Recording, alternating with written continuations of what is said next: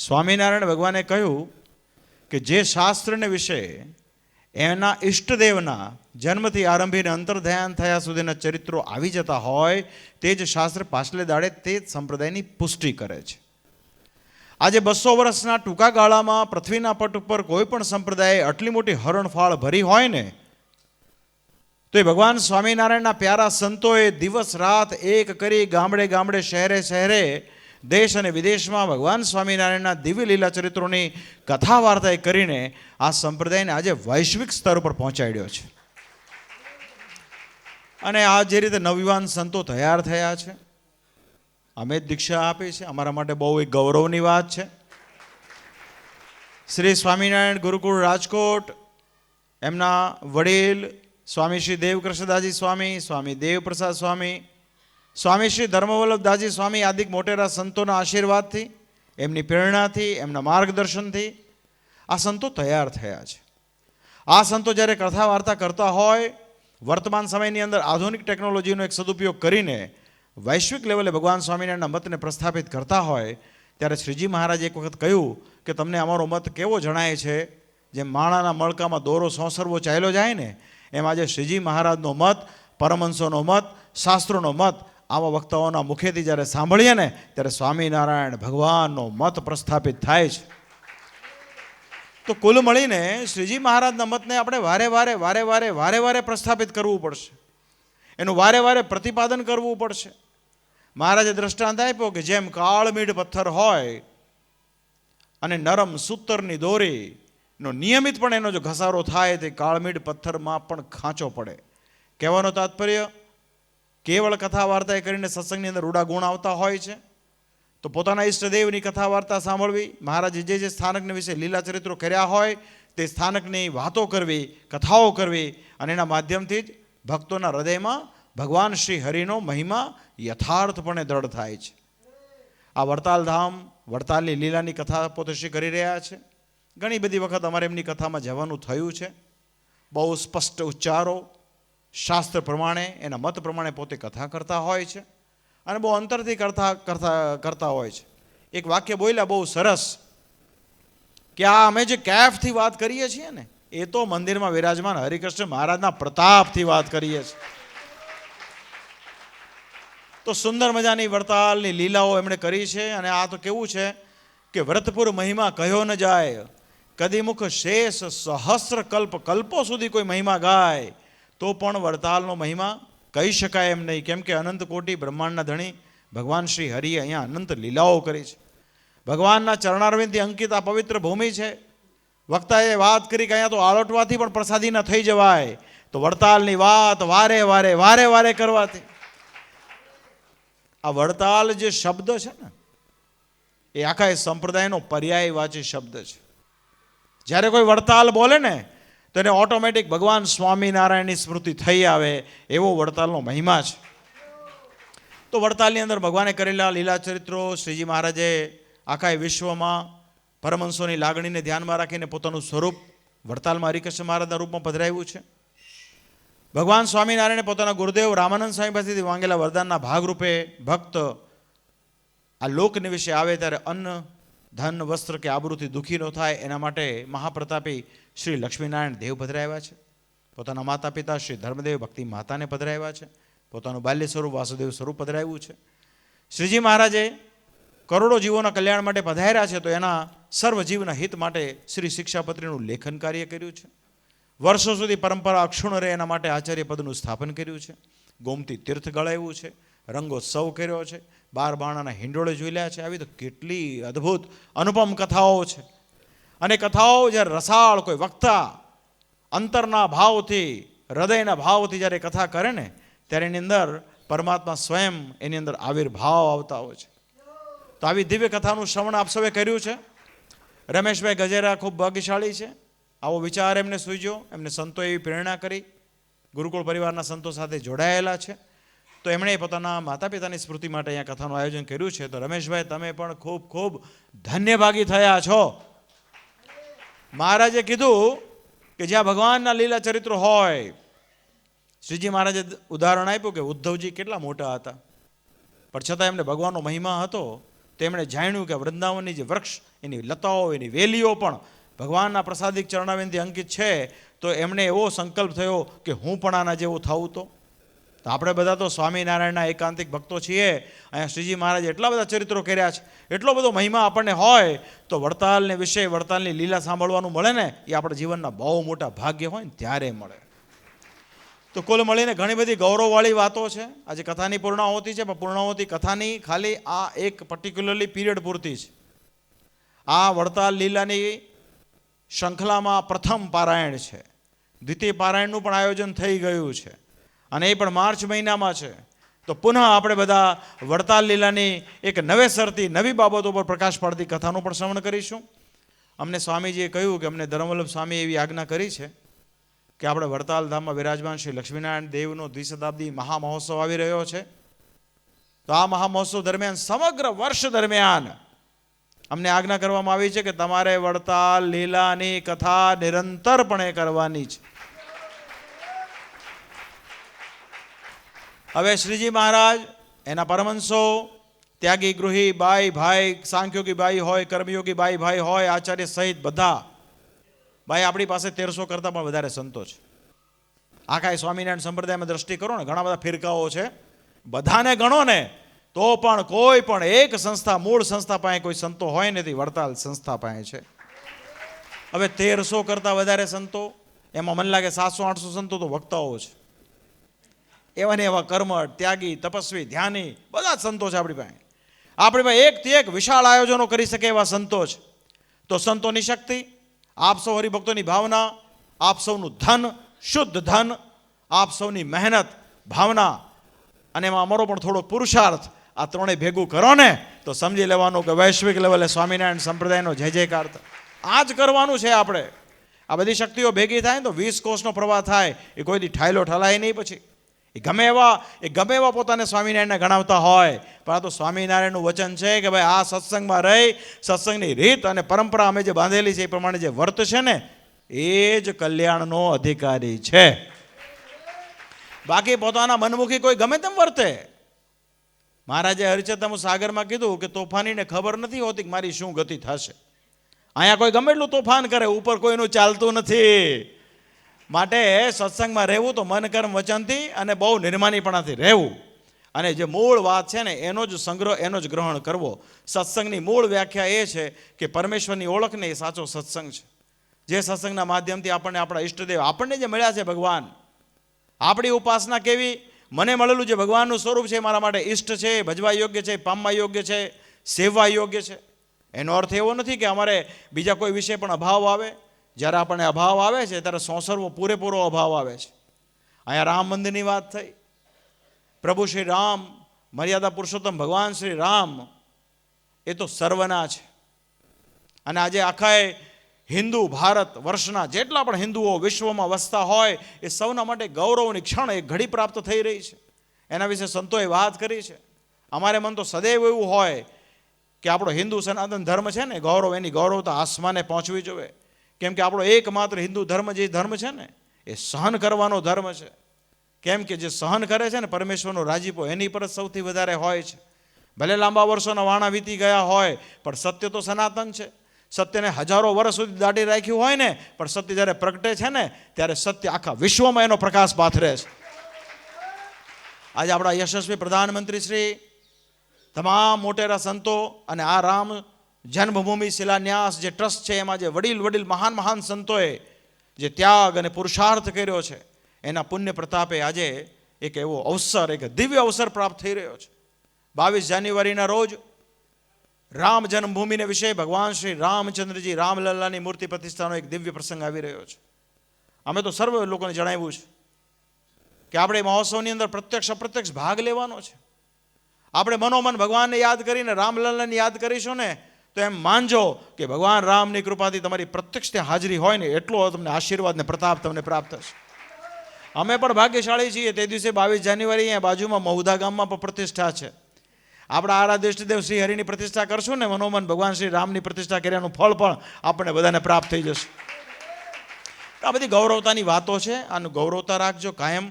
સત્સંગ નિર્માનીપણાનો છે. ગમે તેવી પરિસ્થિતિ આવે, ક્યારેય પણ મનમાં સંકલ્પ વિકલ્પ ન થવો જોઈએ. આજે અમાવસ્યા છે, માગશરવદી અમાવસ્યા છે. આજનું એક વચનામૃત લોયાનું છે, 17મું વચનામૃત. બહુ લાંબુ વચનામૃત છે. સંતો જે અભ્યાસ કરતા હોય એને ખબર છે, પણ એમાં 2-4-5 બાબતો બહુ ઇમ્પોર્ટન્ટ છે. એમાં શ્રીજી મહારાજ બોલ્યા, પોતાની મેળે બોલ્યા. શું બોલ્યા? કે ભગવાનની માયાનું બળ એટલું અપાર છે કે વિપરીતપણું આવી જાય છે. વિપરીતપણું એટલે વિષમપણું આવી જાય છે. પ્રથમ સારો હોય સત્સંગમાં, પણ પછી કાંઈક વિપરીતપણું આવે ને તો આગો પાછો થઈ જાય. એટલે પછી નિત્યાનંદ સ્વામી, મુક્તાનંદ સ્વામી જેવા મહાન સંતો બધા બેઠા હશે. એટલે સંતોએ કીધું કે મહારાજ એવું કેમ આવતું હશે વિષમપણું? ત્યારે શ્રીજી મહારાજ કહે, એક તો એને અપરાધ લાગ્યો છે, દ્રોહ કરે છે, એના કારણે વિપરીતપણું આવે છે, ને બીજું માન નામનો બહુ મોટો દોષ એને નડે છે. ત્યારે સ્વામીએ પૂછ્યું કે એવું શું કરીએ તો ન થાય? ત્યારે શ્રીજી મહારાજ કે એને પ્રથમ તો દેહનો અનાદર હોવો જોઈએ, દ્રઢ આત્મનિષ્ઠા હોવી જોઈએ, પંચ વિષયની અંદર વૈરાગ્ય હોવો જોઈએ, અને ભગવાનનું મહાત્મા યથાર્થ હોવું જોઈએ. આ હોય ને તો કદાચ કોઈક એનું અપમાન કરે ને તો પણ એને ક્યારેય વિપરીતપણું આવે નહીં. પણ આમાંથી ભગવાનનું યથાર્થ મહાત્મા હોય, પણ પંચ વિષયમાં થોડી ઘણી આસક્તિ પણ રહેતી હોય ને તો પણ એને નિશ્ચય અભાવ આવે અને સત્સંગમાંથી પાછો પડ્યા વગર રહે નહીં. કુલ મળીને માનરૂપી દોષ બહુ ભયંકર છે. અને એવું જરૂરી નથી કે અમે તમને ઉપદેશ કરીએ છીએ તો તમને જ લાગુ પડે છે.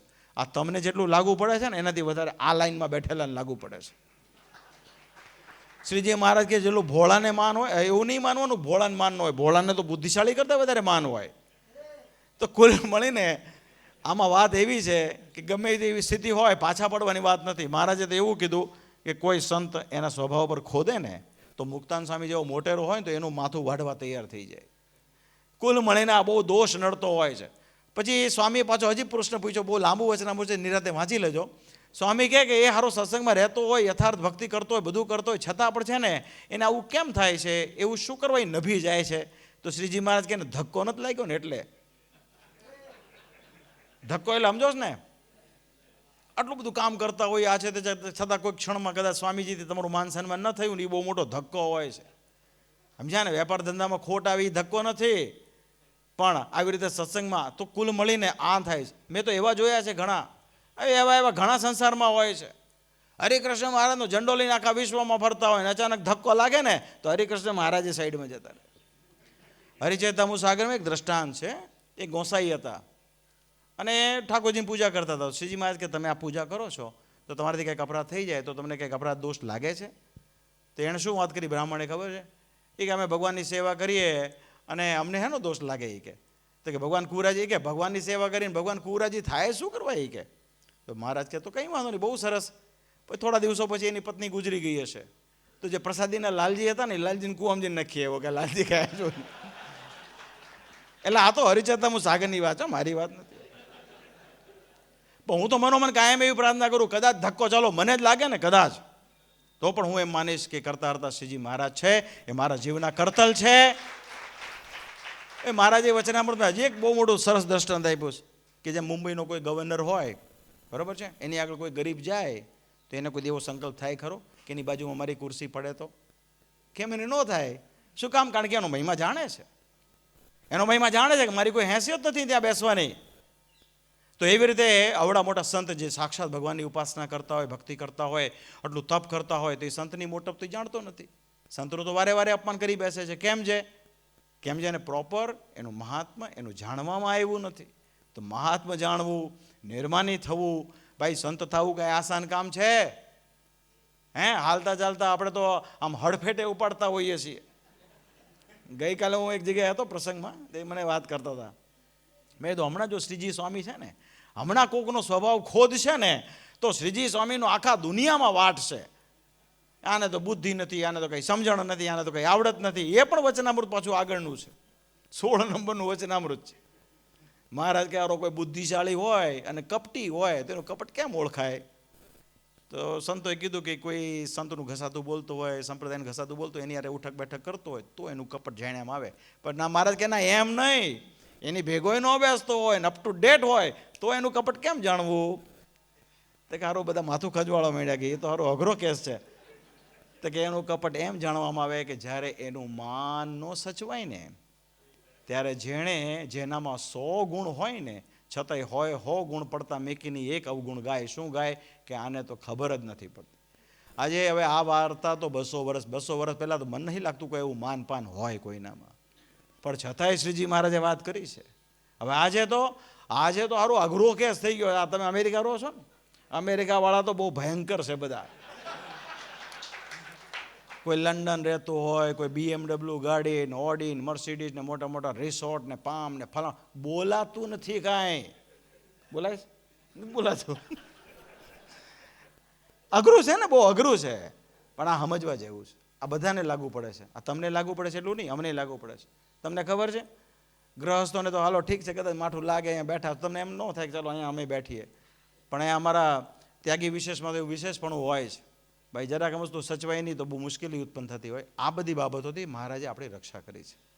શ્રીજી મહારાજને ખ્યાલ છે કે આ કળિયુગને વિશે જીવાત્મા ભગવાનનું અલ્પ ભજન કરે પણ નિર્માની થઈને રહે અને પોતાના સ્વધર્મમાં રહે, પોતાની મર્યાદાને જાણતો થકો રહે, તો નિશ્ચય મહારાજ એને પોતાના અક્ષરધામમાં તેડી જાય. ઓછા પ્રયત્ને જેકપોટ લગાડવો હોય ને તો આવી રીતે રહેજો. બાકી જ્યારે માનની ટેવ પડી જશે ને તો માન કેવું છે, એ અનંત છે.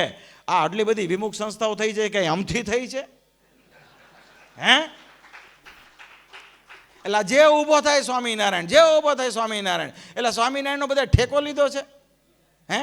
એ તો સ્વામિનારાયણને ખબર છે મારે કોને લાવવા કોને લઈ જવા, એ તો ચોખ્ખું કહેતા ગયા છે. ભાઈ આ મેં કહેલી શિક્ષાપત્રી પ્રમાણે જે વર્ત છે, બરાબર છે, અને જે કુબુદ્ધિ એ કરીને વર્ત છે વગેરે વગેરે વગેરે, એ અમારાથી બહાર છે. તો કુલ મળીને વાત એ છે, ભલા થઈ આ કળિયુગમાં છે ને આપણા બધાનું જીવન કેવું છે, બહુ અલ્પ છે. આમાં કોઈ બહુ ફાંકા ફોજદારી મારવા જેવી છે નહીં, સમજાણું ને? આમાં જીવન એ અલ્પ છે અને બુદ્ધિ પણ બહુ ટૂંકી છે. એટલે આમાં બહુ ભલા થઈને માપે રહીને એકદમ બોલો ગરીબડો ખૂણામાં બેઠો હોય ને, એ જે બેઠો હશે ને એ એને સીધો જેકપોટ લાગવાનો છે. બાકી તો ભાઈ સાહેબ બહુ અઘરું છે. મેં 21 વર્ષમાં બધું બહુ જોઈ લીધું, દેશ વિદેશમાં બહુ ફેર્યો. હવે મને એમ થાય છે કે સાચો સત્સંગ છે ને ગામડાઓમાં છે. એટલે મેં એવો સંકલ્પ કર્યો છે કે જે ગામડાઓમાં અમે ક્યારેય ગયા ન હોઈએ, કોઈ આચાર્ય ન ગયા હોય, એવા ગામમાં જવું છે. હમણાં એક ગામમાં ગયો, મને કે રઘુવીરજી મહારાજ પછી તમે આવ્યા. એટલે મેં કીધું હા ભાઈ, હું તો હાવ નવરો છું. મારી પહેલાં જે હતા બધા બહુ બિઝી હતા, એટલે એ લોકો નહીં આવી શક્યા હોય, તમે માફ કરજો, પણ હું આવીશ અને ફરીવાર કહેતા હશો તો ફરીવાર આવીશ. તો એવા ગામડાઓમાં મારે વિચરણ કરવાની ગણતરી છે. અમેરિકા, લંડન તો બધે બહુ જોઈએ. અમેરિકાવાળા તો સૌથી વધારે મુમુક્ષુ છે, સૌથી વધારે મંડળીઓ ત્યાં પહોંચે છે. ડોલર છે ને, ડોલર કેટલા છે? 84 કેટલા 85. કોઈને પંચમહાલ આદિવાસી વિસ્તારમાં જવું નથી, એ વસ્તુ ઠીક નહીં. સત્સંગનો અભ્યુદય કરવો હોય ને તો એનો પાયામાં જવું પડશે. કોઈ પણ વૃક્ષ ત્યારે જ લીલું હોય કે જ્યારે એના મૂળ મજબૂત હોય, અને મૂળ મજબૂત કરવા માટેની આ કોશિશ છે. કેમ કે શ્રીજી મહારાજ છેલ્લે મર્મમાં એક વાત કહેતા ગયા, અમારા દાખલા સામું જોજો તો દાખલો તો શું વળી? દાખલો તે વળી આ કે અનેકવિધ માન અપમાન કષ્ટ સહન કરીને શ્રીજી મહારાજ 500 પરમહંસો મુક્ત હોય, કર્મયોગી બાઈ ભાઈ બધાએ પોતાનું સર્વસ્વ મૂકીને મહારાજના ગમતામાં રહીને આ સત્સંગ સ્થાપ્યો છે. ત્યારે મહારાજ આપણને બધાને કહેતા ગયા છે, તમને, મને, સંતોને, બધાને, કે અમારા દાખલા સામું જોજો. કહેતા આજે અમે આટલી અપાર મહેનત, આટલું અપાર કષ્ટ સહન કરીને સંપ્રદાય સ્થાપ્યો છે, તો એની તમે સદૈવ જાળવણી રાખજો. અમારો એક નાનો હરિભક્ત હોય એને સાચવજો. તો એ ન્યાય અમે વિચાર કર્યો છે આગામી 5 થી 6 વર્ષ દરમિયાન વડતાલ, ધોલેરા, જુનાગઢ અને ગઢપુર, તદુપરાંત શ્રી શિક્ષાપત્રી અને આચાર્ય પદનું સ્થાપન, આવા 5-6 મોટા મોટા મહામહોત્સવ આગામી વર્ષોમાં આવનાર છે. હવે આપણે બધા જો સાથે મળીને કોશિશ કરીએ ને તો નિશ્ચય વિશ્વના પટ પર સહજાનંદ સ્વામી મહારાજે જે મૂળ સંપ્રદાય સ્થાપ્યો છે એનો ડંકો વગાડી શકીએ. પણ એના માટે થોડુંક જતું કરવું. જય હો ન બોલો ભાઈ, થોડુંક જતું કરવાની ભાવના રાખો. તમે જય હો બોલો, ટેમ્પો આવી જાય પાછો, એમાં કાંઈક બીજું 2 વસ્તુ બોલાઈ જાય પાછા લોકો મારું વાયરલ કરશે બધું, સમજા? એટલી ભગવાનની દયા છે મારી પર કે હું 21 વર્ષમાં ઘણું બધું બોલ્યો છું, પણ છતાં ભગવાનની મારી પર બહુ મોટી મહેરબાની છે. હજી મારો એટલો બધો શું કહેવાય ધજાગરો નથી થયો એટલો બધો. આ તો બહુ અઘરું છે. તો અંતમાં ભગવાન સ્વામિનારાયણ એ આપણા જીવના કરતલ છે, આપણા ઇષ્ટદેવ છે, અનંતકોટી બ્રહ્માંડના ધણી છે, એના રૂવાડે કરોડો બ્રહ્માંડ પર એવા ભગવાન આપણને મળ્યા. અને એ આપણા શિક્ષાના અર્થે વચનામૃતો, શિક્ષાપત્રી, શ્રીમદ સત્સંગી જીવન, શ્રી ભક્ત ચિંતામણી આદિ શાસ્ત્રો આપતા ગયા. આ પ્રમાણિત શાસ્ત્રો છે. આ શાસ્ત્રોનો અભ્યાસ કરીને એ શાસ્ત્રોના રેફરન્સથી જ્યારે આપણે કોઈ વાત કરીએ છીએ ને ત્યારે ભગવાનની આપણી પર બહુ મોટી કૃપા ઉતરે છે. આપણે તો કાંઈ નથી, આપણી પૂર્વેના પરમહંસો સંતો, એની પરંપરાના સંતો, મહાન મહાન સંતોએ બહુ દાખલો કર્યો છે. આજે સંતો અહીંયા વિરાજમાન છે, ગુરુકુળના છે. ગુરુકુળના શાસ્ત્રી સ્વામી ધર્મજીવનદાસજી સ્વામી થઈ ગયા. બહુ એક આમ જેને કહેવાય ને આમ કડક સંત હતા. એ શ્રીજી મહારાજની મૂળ વિચારધારા પ્રમાણે વર્તનારા સંત હતા.